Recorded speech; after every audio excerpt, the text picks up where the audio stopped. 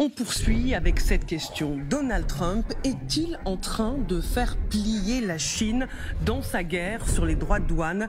Pour la première fois, la Chine se dit prête à négocier à l'heure où les Américains ont réussi à mettre fin à la faille tarifaire qui permettait l'entrée de produits chinois bon marché aux États-Unis. C'est peut-être ce cap supplémentaire qui a incité les Chinois à se montrer beaucoup plus conciliants. Regardez ce que la Chine déclare désormais via le ministère chinois du Commerce.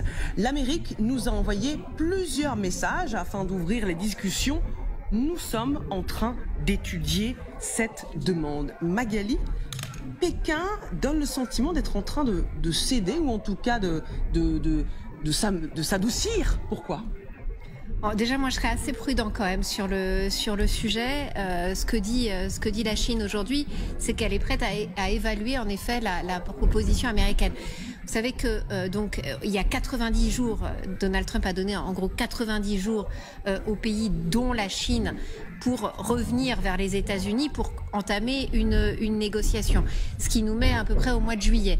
Bon, ces négociations, on sent que jusqu'à présent, c'est vrai qu'il y avait un ton qui était extrêmement dur du côté chinois, qui avait surenchéri aux droits de douane américains en imposant aussi 125% de droits de douane. Il y a encore quelques jours, une vidéo sur les réseaux sociaux du gouvernement chinois expliquant qu'il n'était pas question de s'agenouiller. Donc les termes étaient quand même très très forts face à Donald Trump.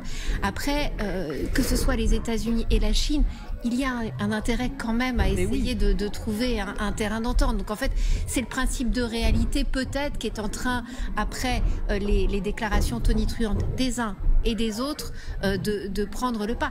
Mais c'est une toute petite ouverture que fait la Chine aujourd'hui. Oui, Magali, mais justement, vous dites petite ouverture, mais on se rappelle justement ce que disaient les médias chinois à travers cette vidéo de communication qui avait été diffusée par le ministère des Affaires étrangères, expliquant qu'il n'était pas question de s'agenouiller devant le géant américain. Le ton était très virulent, souvenez-vous. Avez-vous entendu parler de l'œil du cyclone? Il se montre calme un certain temps, mais c'est en fait un piège mortel. Le calme avant une tempête encore plus violente.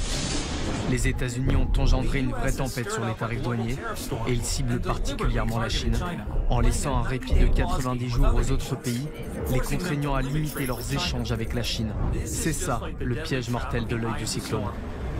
Accepter le jeu proposé par un tyran, c'est comme boire du poison pour étancher sa soif. Ça ne fait qu'aggraver la crise. Les États-Unis ont accusé le Japon de leur voler le marché des semi-conducteurs et accusent de grandes entreprises comme Toshiba.